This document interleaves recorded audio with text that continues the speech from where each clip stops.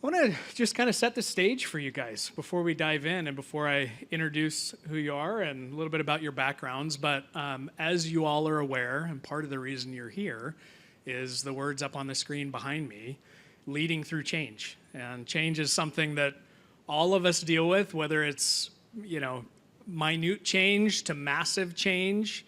If you look at the world and the market over the last handful of years, there's, navigating organizations through, as some of you have done, mergers, whether past or current, going through major shifts in the market, incidents, security incidents, those kinds of things. I mean, change is something that certainly the word resilience is something that I think we aspire to of being able to grow. So what we're going to dig into tonight is really the concept of, as we look at the different aspects of change, and change isn't just a strategy issue. It's not just something that you can work through, but it is also a people issue.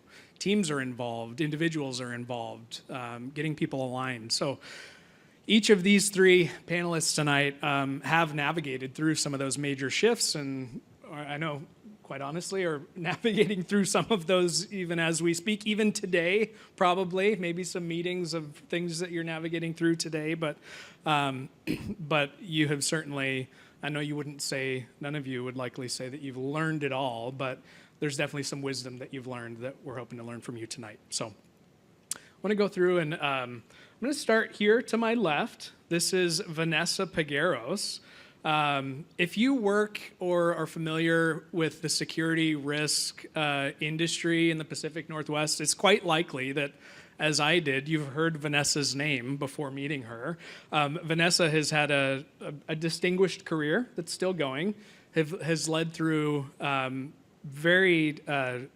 breadth of change across organizations, some major transformations, including DocuSign, you were the CISO with DocuSign, going through their IPO. And today she serves on multiple corporate boards. 4, is that right? 3? Okay, so 3 plus a couple others, so 5. 3 and 2 other nonprofits as well. So continues in a capacity as a corporate board member, board advisor. Beyond just an impressive resume, I have to say, Vanessa, one of the things that I think you're known for, and I've heard, one of the things I knew about you before we met, do you know what I'm going to say? You're kind of like, oh boy, what's he going to say? I don't know. It's a good thing, I promise. Vanessa is a generous mentor. When we were talking a couple of weeks ago, she was telling me about how she carves out time in her schedule just to be meeting with people, mentoring them, both early professionals, late career professionals. I know part of her passion is mentoring people. I want to keep moving down to your right, Anthony Kappus. Anthony, thanks for being here. Anthony's a friend and leader that I've known for a long time. For those of you that don't know Anthony, you have a couple of job titles, but at least in my opinion, Anthony is the Chief of Legal Affairs and Digital Revenue for Redfin. And Anthony, was it nearly a decade now you've been with them? 11 years, okay. Over a decade that he's been with Redfin. So if you know a bit about their story, you know that Anthony has been a part of some major transitions for Redfin. He was key to helping the company IPO back in 2017, was it? And now even been kind of if you've been paying attention to the news, Anthony has helped lead the latest deal, Rocket Mortgage acquisition, with a valuation of Redfin $2.4 billion, I believe. You would know better than I hope that number is right. But Anthony is one of the rare leaders that deep in the legal background, but also business strategy.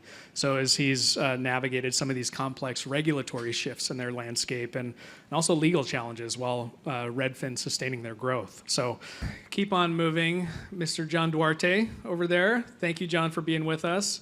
For those of you that have not yet met Jon, a little bit about him. Jon is leading Overlake Medical Center and Clinics through one of the most significant transitions, I think you'd say, in the hospital's history.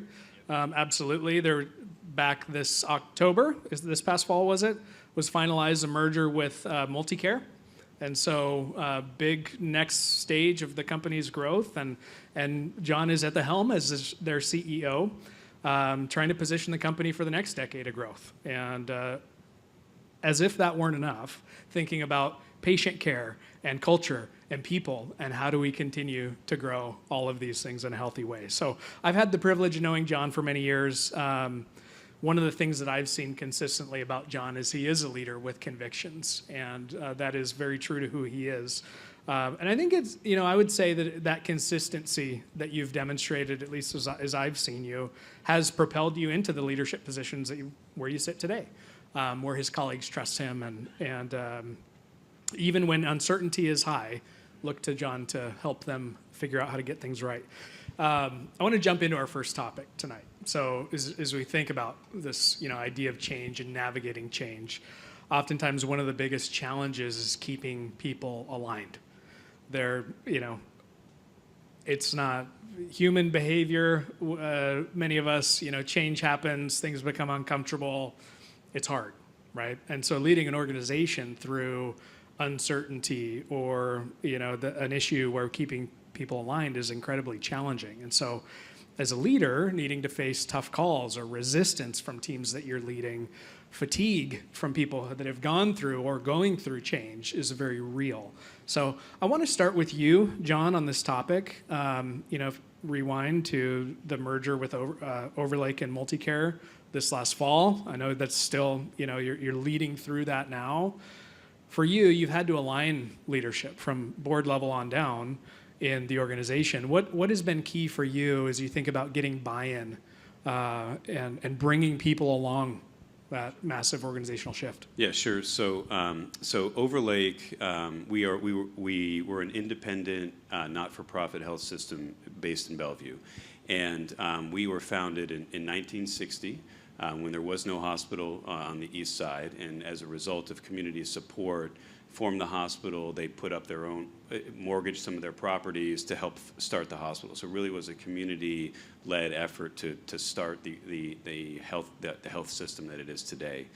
And so we were experiencing, between COVID and between inflation and the way healthcare financing works, the entire industry was struggling mightily, and particularly in Washington State, and we're still struggling as a healthcare industry in Washington State, more so than the rest of the country. And we were really looking and faced with what is the strategic direction for Overlake. We're an independent, that was a rare type of organization in the state and also nationally. We were faced with, this is a very competitive market for healthcare in the Puget Sound here. Yeah. And we're really looking at, okay, we're faced with near-term challenges, but also what is going to set us up? What's our strategic direction going forward that's going to allow us to provide the best patient care, the most advanced patient care going forward? And so we embarked on what it ended up becoming a 2-year exploration of our strategic direction as an organization. And started with the board. So we have we're a not-for-profit, we have board of trustees, and they are the stewards of the organization, and this type of decision has to be, of course, approved by our board of directors. And so we led the process of really saying and started with what are we trying to solve for, near term, but also long term, because you don't want to make a long-term decision based on near-term challenges, but wanted to look at how do we set this organization up for the next decades to serve the community well, to be providing advanced care, to be doing so in a fiscally responsible manner.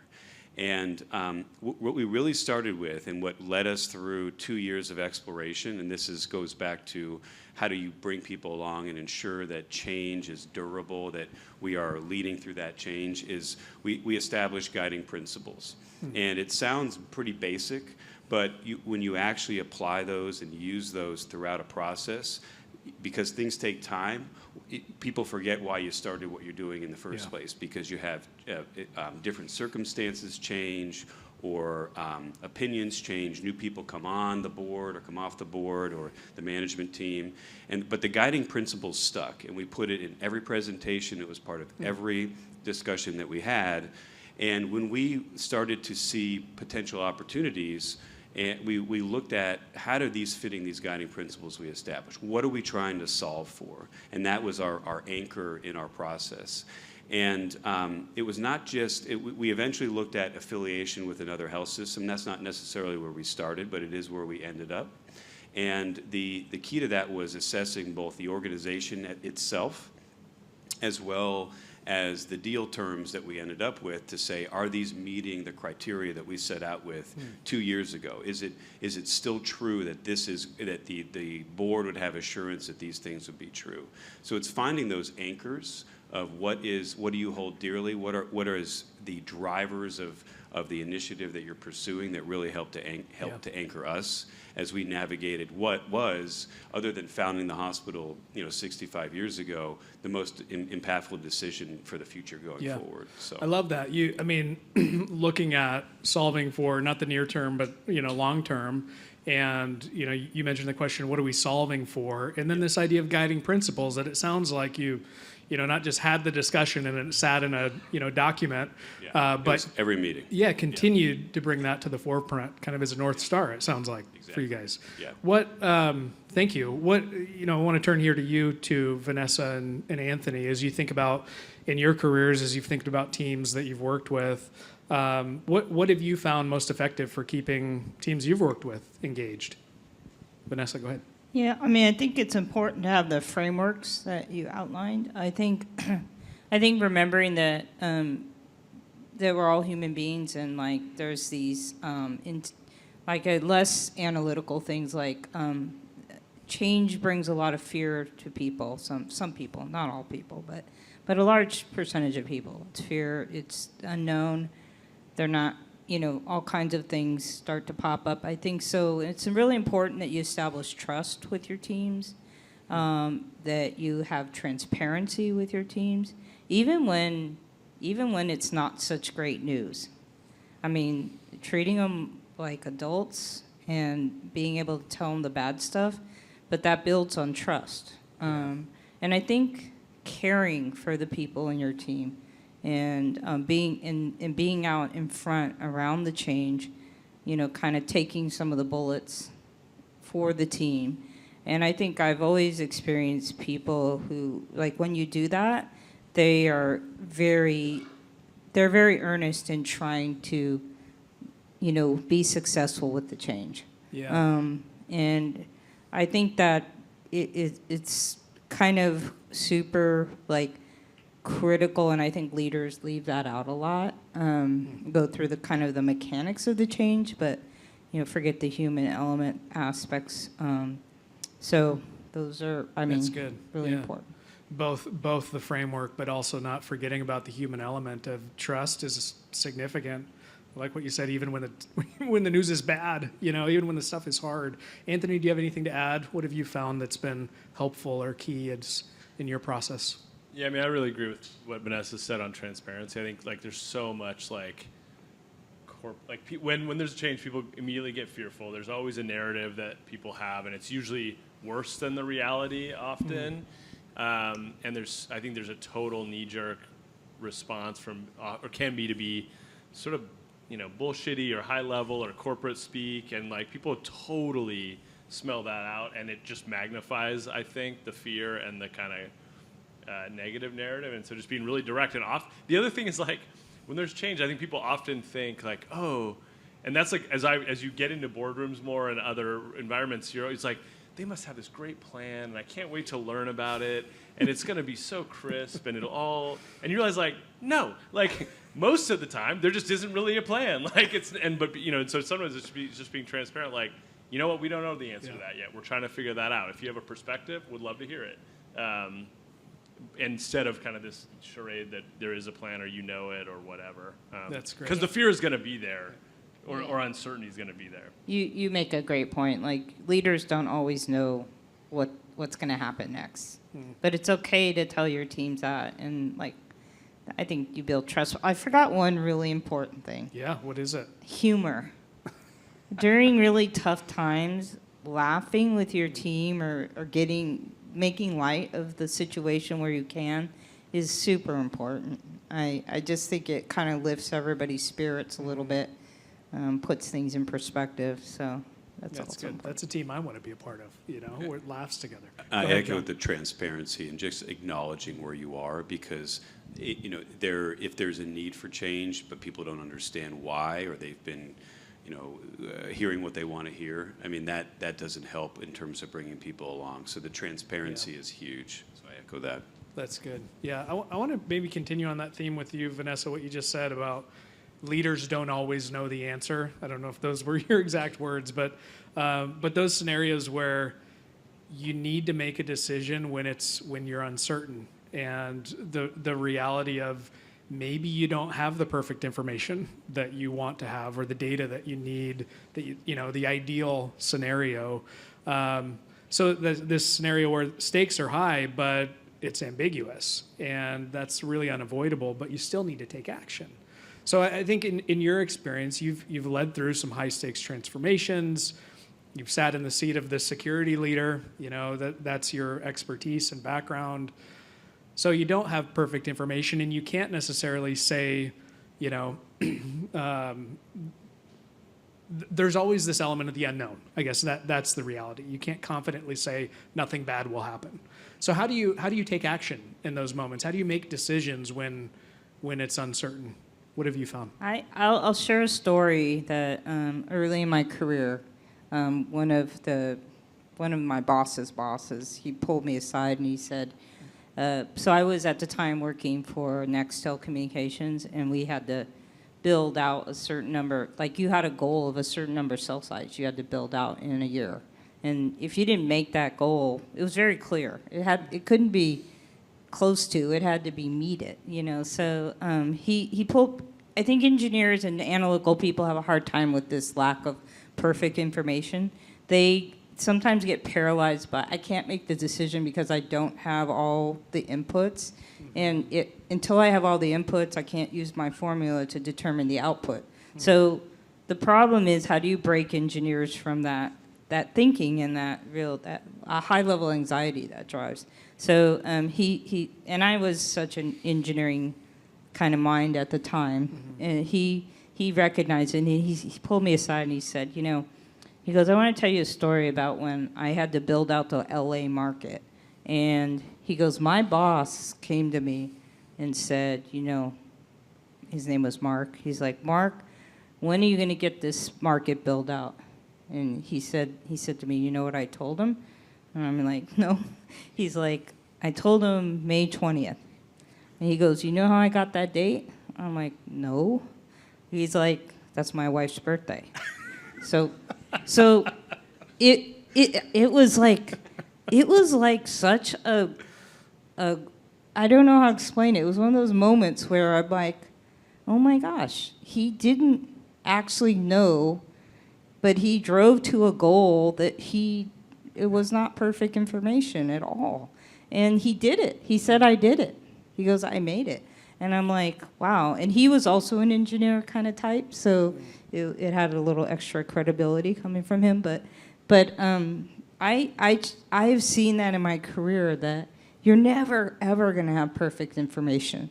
And the more experience you have, and you're going to fail, it's okay. It's okay to make the wrong decision. I mean, giving yourself the permission to fail is really important. I always tell people, though, don't fail on the big stuff. Like, try and fail on the smaller things. Does that calm them down when you say that? Yeah. Yeah, no, I even give them an example. Thing? I don't know. No, I give people examples. I'm like, look, if you're presenting in front of my boss, please don't take that as an opportunity to fail. Like, but presenting in front of the team, our team, yeah, totally, or my peers' team, it's okay. But, Or it's smart cookies. That's right. Yeah. So I think that letting people know it's okay, I'm going to try, and you realize, like, when you give people that permission, they really work their butts off to really try and succeed. And then once they achieve, it's like it builds on itself. The confidence grows. Like, okay, I was able to do that. It wasn't perfect information, but I did it. Now I can do this, and it just builds upon itself. And I think seeing someone go through that transformation is just like pretty amazing. That's cool to hear about the aha moment for you, even with Mark, and his May 20th, which that's a cool story. Which, by the way, John, you asked about the milestone earlier. We're going to hit it by June 23rd, okay? June 23rd. That's right. It's my wife's birthday. It just happens to be.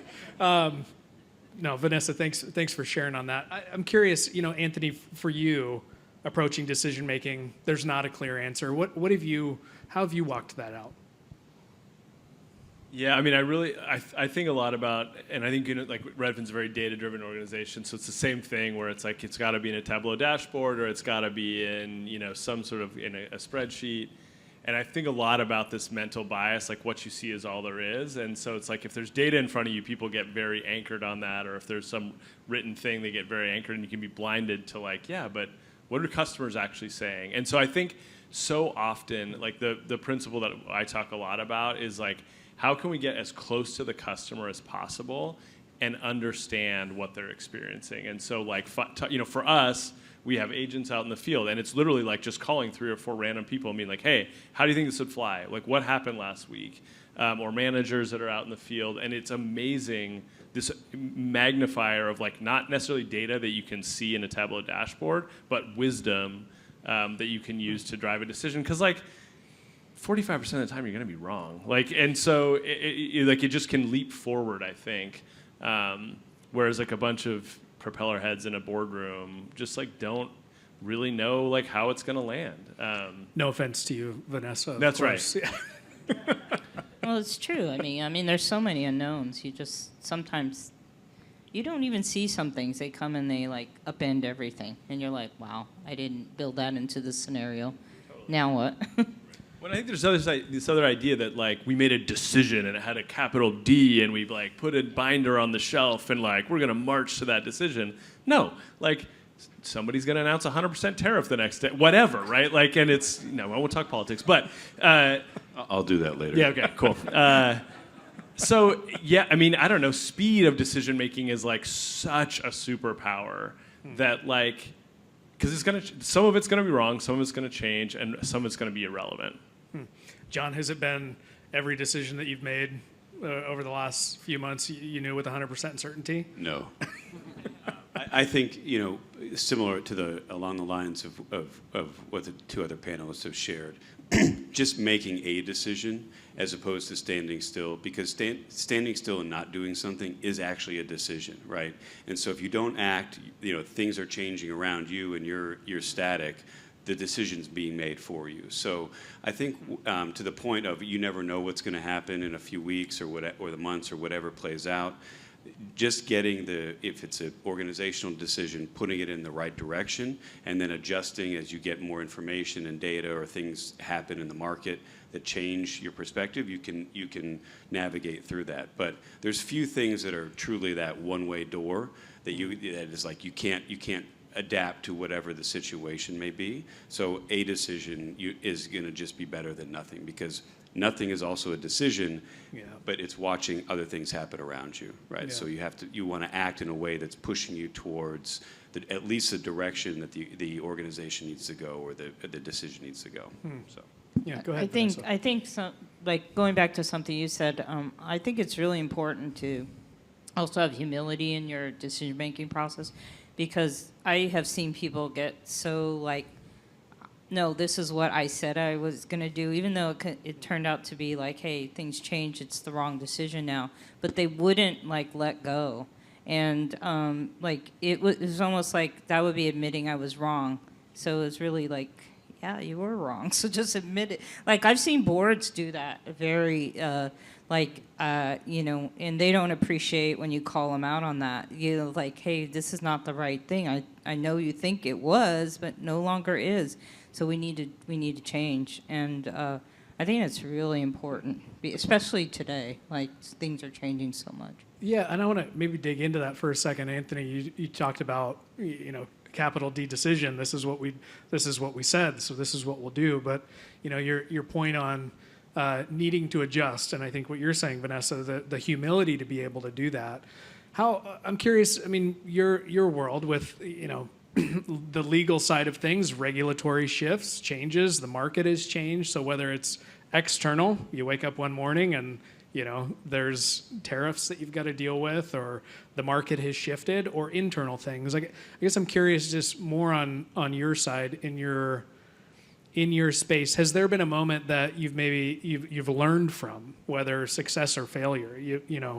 where you've had to do that, had to navigate, made this decision, but now we need to adjust or pivot. Does anything come to mind? Yeah, I mean, I think one of the moments I think it had such human impact that comes to mind is, for us, for COVID, like, the world stops, and you're just sitting there and you're like, well, no one's going to buy a house for 3 years, right? Like, we worked for, 5 days to figure out basic, the government's rolling out all these furlough benefits, and so we laid off or furloughed like 60, don't quote me on that number, but like 60% of our workforce, because like we saw demand just hit the wall, like, and we're like, we're not gonna, we just can't sustain this.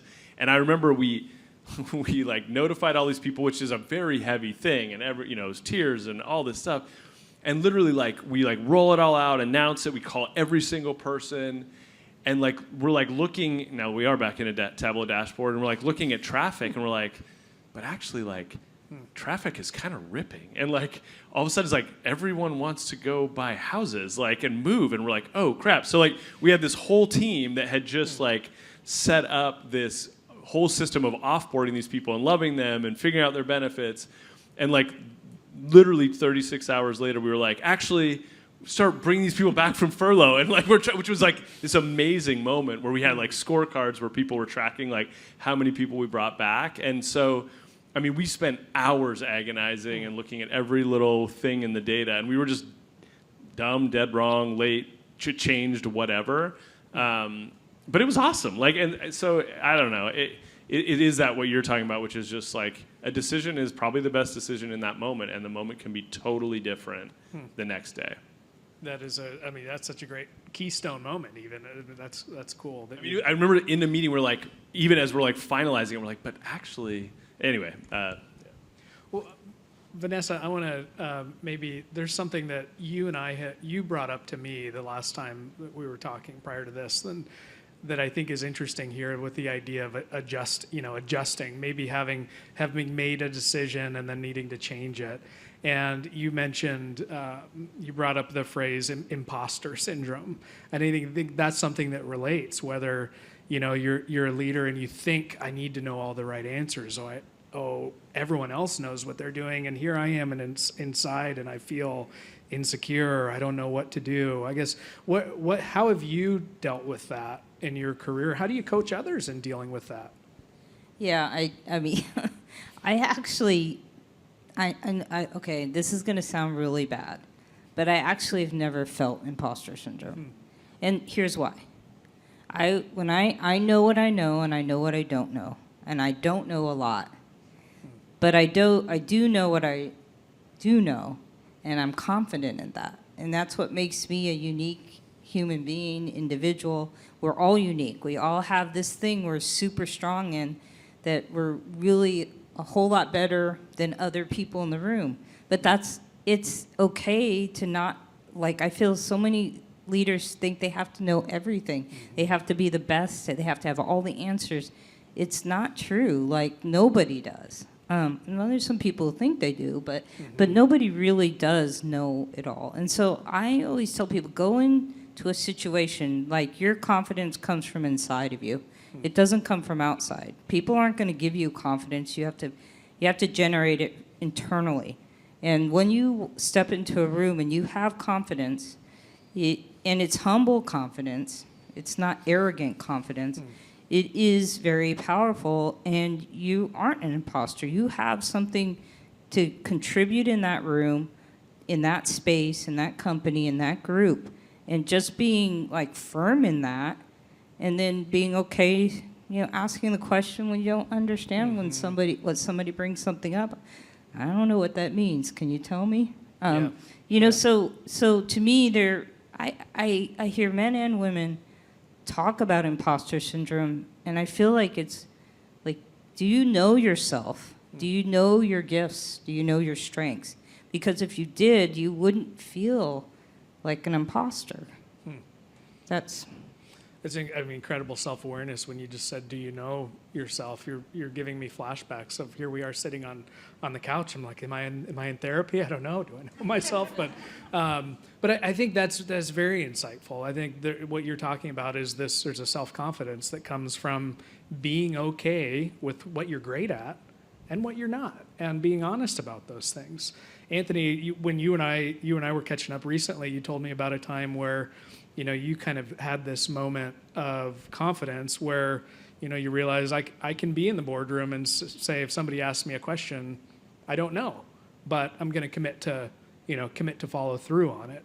I guess, is that something what has helped you in kind of growing? Have you found that similar? There's been this confidence that's come over time? I think it's mostly like dozens of epic mistakes for which I've not been fired yet. I do, yeah. Probably one was like, as a lawyer, especially as a lawyer, you're like, oh, you got to get it all right, and you got to research, and you don't want to give an answer, and I wrote this whole memo to the board. It was like on this pretty strategic issue and presented on it, and it was like, okay, we made this decision, and then like a year and a half later, I was like digging in. I'm like, that was totally wrong. Like that was just dead dumbass wrong. And so I went to the next board meeting, and then my first thing is like, hey, when you make a mistake, like first thing you do is own it. And so I like go into this thing, and I'm like, hey, I told you that before. That was wrong. It's actually this. And one of our board members, who's a super funny dude and was a CEO for a long time, he's like, did you just say that was wrong? And I was like, oh, now I get fired. This is the moment where I get fired. And I was like, yeah, it was wrong. And he's like, awesome. And I was like, okay. And it was fine. And they didn't. I mean, they were on to the next. So that's great. Incredibly validating, I'm sure, and even in like. I think it was just like, well, I guess this is the best we can do. That was my. Yeah. I'm just kidding. That's good. I want to turn to some questions from you all here in a moment. Before we do, Jon, I just want to give you an opportunity on that front. I mean, healthcare, unexpected shifts are par for the course. I mean, is this, back to this idea of, having successes or failures? Is there anything that you can look to that's shaped how you lead through change when you have an unexpected shift? Yeah, I think, so right now in the healthcare industry with all we're going politics now. Do it. With all the changes that are coming out of DC, it's affecting healthcare in a tremendous way. So in the state of Washington, because of some of the changes in policy, there will be over $1 billion of funds for Medicaid, which is the program that funds low-income health insurance, that is literally evaporated from the income statements of all healthcare providers in the state of Washington. And so there is so much that you can lament, you can be angry, this is not right, but really getting to the point where you're channeling that energy into productive solutions as opposed to lamenting the situation, that's where we have had to go, right? Because it is not right. It's not right that healthcare for the lowest income patients pays 50% of the cost. It's just not right. And this would have brought it to 85% of the cost, so still not at cost, right? So I think just recognizing that there are always going to be these unexpected things that are thrown at you, sometimes good, lately in healthcare, usually negative, where you have to respond, and the energy and the passion that people have in the healthcare industry, you want to be, there's a justice about this, but really that energy needs to be channeled to productive solutions.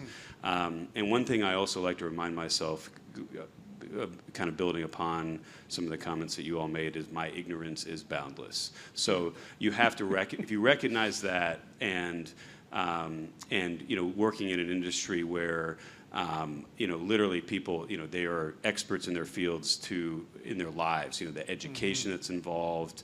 I see the cardiothoracic surgeons cutting their steak in the cafeteria, and I just say, I'm never going to cut it that good. So there's just tremendous, I'm surprised they're eating steak, actually, but okay. It's actually salmon. It's actually salmon.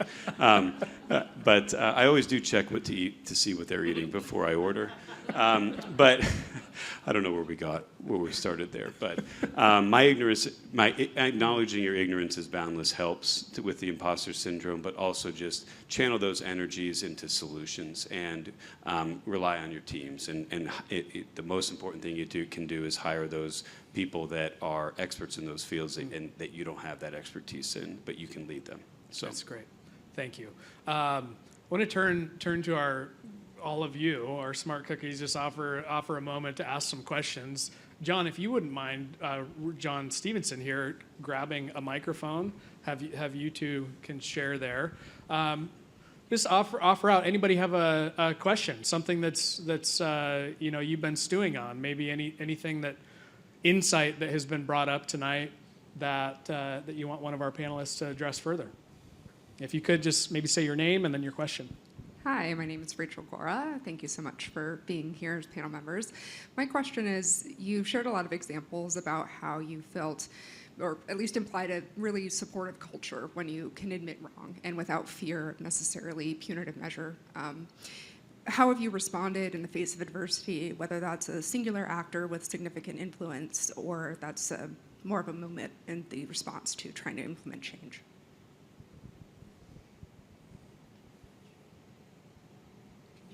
Did we get that? No. Yeah. Could you summarize Yeah. this? Rachel, I'm gonna maybe you can We're going summarize to better than I demonstrate can, our but ignorance here live. Yeah. But You repeat that? Yeah. Go ahead and state that again. Restate it? Sure. So it sounds like the underlying tone when you can admit wrong or when you're trying to make positive change, that you've been in a culture that really has been supportive of that. If you are encountering whether a singular influential member that is not supportive or maybe a different shift in the culture, underlying tone and movement, what is the way that you're able to lead change through that instance? Thank you. So Is that better?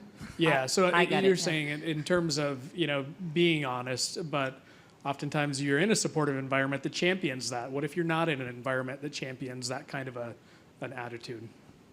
Actually, I feel like I've been in more environments that weren't supportive of that attitude. Even at board levels. So I don't know, within a board, a culture, the big thing is everybody in the board wants to kind of vote the same way, because they want agreement amongst all the board members, and so I think I'll have to say that something that's really important in non-supportive environments is courage to do the right thing that you believe to be the right thing. And on one of my boards, I was like, it's happened a few times, I was the only one who voted no on a particular situation. It was not very comfortable, but actually it was the right thing to do. It turned out I ended up being right in the end. You don't want to be right, but I think it's important to be like, what's the right thing to do here? And even in my operating roles, like for example, as a DocuSign, I told people I did a few things where I said I'm literally hanging off a cliff. I could get fired like tomorrow, but I was lucky that I didn't get fired, but in the end, you have to just, my thing is you got to do what you believe is the right thing, but also knowing what you're going to hang off the cliff for. So make sure it's important enough. Some stuff you just let go. It's not worth it. But, there are going to be things that, the environment's not going to support it, and you got to be the leader and go the way you think, voice your opinion. Thanks, Vanessa. Yeah, John? The truth is always the best place to be, right? Telling the truth respectfully, ensuring that your personal values are not being compromised, or you find a different place that will value your values. I think that ultimately is what it comes down to, and the truth. It's hard to tell sometimes, but it needs to be told, because that's how you acknowledge where you're at, and then helps to inform where things need to change. So, That's good. Thank you. And I think the last thing really quick is just you're always creating the culture too. So just saying hey, I don't know, or actually you said that, but I didn't really understand it, can really shift and open up a room, even whether that's the boardroom or a team meeting, because it's usually the case that someone else has the same question and you've stepped in as a leader by so you're incrementally changing the culture too, even if you might feel I don't know, this might not be right, might not fit the culture, but you can move it forward by doing that. That's great. Thanks for the question, Rachel. Anybody else up here in the front? Thank you. Huber Ostanix with One Accord. So I don't even know if I should ask this question, but you mentioned the Nextel case, right? The deployment of the cell sites and whatever, and also what happened at Redfin, right? So couldn't that be that decision, you know, the birthday, that's an aspirational goal? And what's the power of setting that? And when do you make the decision of, you know, going with something that you don't know if it's sure, but it becomes that aspirational goal? Right. Okay. Thank you. So, Hubert, just to rephrase, you're saying when do you know when to make an aspirational target? How do you know when to set that out or not? Is that right? And what's the power? And what is the power of that? Thank you. So the power is incredible. I found in my experience, like especially when you achieve it, because then it reinforces that your confidence in that you could do this again, or your team can do this again, and it's not without like bumps in the road, obviously, but like you make it, right? And I think like when I was nearing the end of my operating role, I had said, you know, I like had an aspirational goal of I want to be on boards. It's not easy getting on a board if you haven't been a CEO. CEOs, like that's kind of the prime profile to get on a board. So, but it took me like I'm going to get on boards, and like I had no real idea how I was going to do that. I just said I was going to do that, and then I just tried. It took me like 5 years from the time I said I wanted to do it till I got on my first board. But it is, you know, the power of setting that goal, and you know, not giving up, and every day working in some form or fashion, whether it's a small thing or a larger thing. You know, you're consistently going after it, and you know. I found that positively been able to accomplish a lot of things that way. I think it depends on the condition of the company too, right? So when you think about healthcare, it's a fatigued industry right now, to be frank. We have 5 years of COVID, financial challenges, so you don't want to say, you know, bold, audacious goals are good, but you also want to get a win too, right? You don't want to constantly have an L continually. So I think it depends on the context of knowing what your team is capable of in that moment. You know, this is something that we're faced with right now in terms of trying to set financial goals and financial improvement for the organization while maintaining those things that are important to us around quality, around the experience of care. And we want to set, I want to set a bold and audacious goal, but I also want to set something where we can say, we mobilized, we set this goal, and we achieved it, and that proves that we can do it again. If we've been missing goals over and over, and you set one of those audacious ones, it's not going to necessarily help the organizational resiliency to do it again. You kind of get one shot at that, I think, depending on how fatigued the organization might be just from everything all the change that may be going on. And that's, in our organization, we've had COVID, we've had a merger, and we have a new CEO. So there's a lot of change going on. So it's one of those things you need to be very deliberate about to ensure that it is achievable, even if it's under the best circumstances, that it's achievable. I will be not setting goals based upon my wife's birthday, is what I'm saying. So, but I love that May 20 story. I'm totally going to use that. That is beautiful. I don't have anything else to add other than I've been distracted sitting up here because I think it's called a shacket that you're wearing, and it is awesome. I've been like coveting it the whole time, and that's all. Awesome. Thanks for the question. We'll do one more. We'll do one. We've got a couple of hands, John. I'm going to let you go to where you see fit. Awesome. Thanks, John.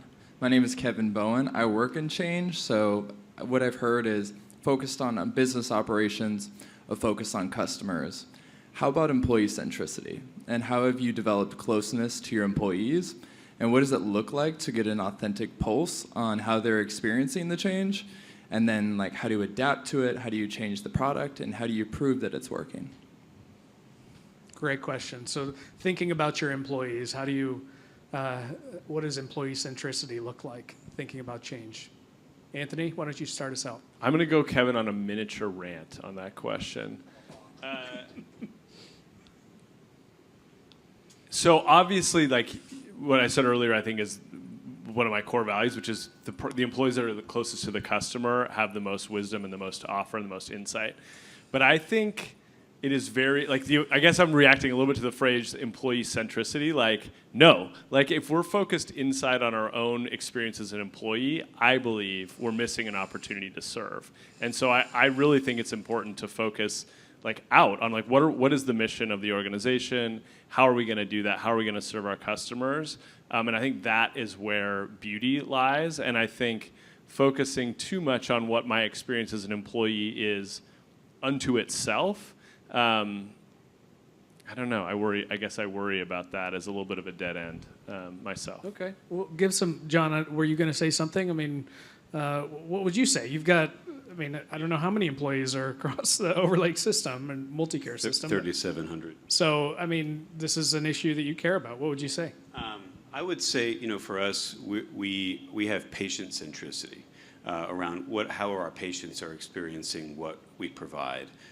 Clearly, 60% of our costs is labor, is people, and so how those people relate to our patients is very important. So we start with the patient first. How are the patients then treating? How is it to work there? Are they happy employees, equal happy patients? And that is a focus of ours. Part of what I've stepped into this role just now been a couple months, and part of what I've attempted to do is just make it a deliberate part of my day to go to work to different patient care areas, not in the CEO's coming around, so why don't you sit up straight? But just tell me about what you're doing. How are things going? I've been trying to shadow people with their jobs to understand them, to understand the pain points. Sometimes that's sanitized before I get down there, but I try to ask about the times when it doesn't go so well too. But just to say, how is it? What's your experience? What are you working on? What would you be doing if I wasn't sitting here in this meeting? What would you be talking about? That's what I want to hear. What are the pain points? And just being approachable enough to where people can feel comfortable sharing that. That's how I approach that, because I want our leadership, I want our employees to feel the mission in a real way, because that then translates directly on a one-on-one basis to the 200,000 people we care for every year. So that's good. Vanessa, yeah. Closing I thought on think that question? employees are really how you accomplish your mission. So, to the extent that they are happy and motivated is really important to accomplishing your goals. I think it's important to talk to them and see where they're at. It's also important, I think the higher you go, and I can't imagine CEOs, but people are telling you more what they think you want to hear than what you should hear. And you're not always getting the truth. And so I would always call out in my teams when I knew somebody was kind of kissing my butt. I'm like, don't do that. I want to really know what you think. Even if it's what you're doing is wrong. So, it's okay. Making it okay. And also getting them aligned on what is your mission. The mission isn't yes, you need to be happy in your job, but that's up to you. And you need to take ownership for your own career development, your own job satisfaction, and you need to communicate to your leader, who hopefully will listen, what it's going to take for you to achieve what you need. And that's, every employee is very different. When I had a new team, I would always meet with every employee, and I'm like, tell me what motivates you, what inspires you. You're not going to get the same answer. Every employee is very different. So it's knowing your people and what really gets them motivated is super important. That's good. Yeah, there's wisdom in that. It's understanding your team, motivation, and I think even what you two are talking about is, all three of you really, is serving your employees well has, I guess depending on which side you start of the equation, but at the end of the day, it's about, we're improving patient experience, we're improving our customer experience, and employees that are well engaged in the mission and taken care of well will do that better, and vice versa. So thank you for that. For the sake of time, I want to pause on the other questions and just go to some closing thoughts up here on the panel, and then as we'll have some time, we can visit, mingle, ask questions afterwards. But This is not, so you'll be surprised to find out, this is not the first leadership panel that has ever occurred up here. It's not. Yeah, I know. Countless podcasts, countless books. I don't know how many books y'all have on leadership. So leadership wisdom abounds is my point. But there's a lot of things out there that, oftentimes maybe a practice that people hold, or, maybe a quip or a cliche or something about leadership that is out there. I'm curious from your opinion, what's something that you have seen or you think is not actually helpful? Something that people believe about leadership that's maybe not true, or a myth, or something that you might read a story on a LinkedIn post, but you say, you know what, I don't think that's valid. What comes to mind? I can start. I think one thing for me is that there's kind of that phrase for dress for the job you want, or whatever it may be, or be doing the job you want, not necessarily the job you have, or whatever. But be always preparing for that next step. I more ascribe to the Bill Belichick school of management, which is do your job. And so if everybody does their job, we're going to win. And what I try to focus on, just from a personal perspective, is be excellent in wherever you are, and whatever role that you have. And that will, you don't have to be, scheming for the next thing, or you don't need, particularly when your job becomes keeping your job, that's when it's really bad news. But just focus on performing in an excellent way in wherever job you have, and that will be recognized, your teams will succeed, and you'll win. Bill Belichick. Love that. Thank you, John. No hoodie here. Vanessa? I actually think the fact that there's so many books that tell you how to be a leader is the problem. I brought this up before, everybody's different and unique. You all have to develop your own style of leadership.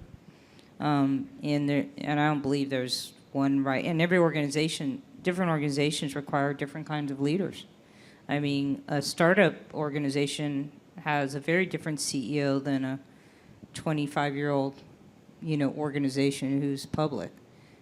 In realizing what kind of leader you are and where you're the best. Like the best CEOs I've seen, the startup CEOs are the ones who acknowledge, at some point, I'm no longer the right person to lead this company to the next phase. So that's having humility around your own capabilities. And so I think there's crisis-type CEOs, leaders. There's stable company CEOs that are really good at keeping things kind of as they are and continuous improvement. So it is all kinds of different, I think, leadership styles, and I don't think there's one right one, and you just have to map up your personal style with the situation you're in, and maybe it's a fit, maybe it's not.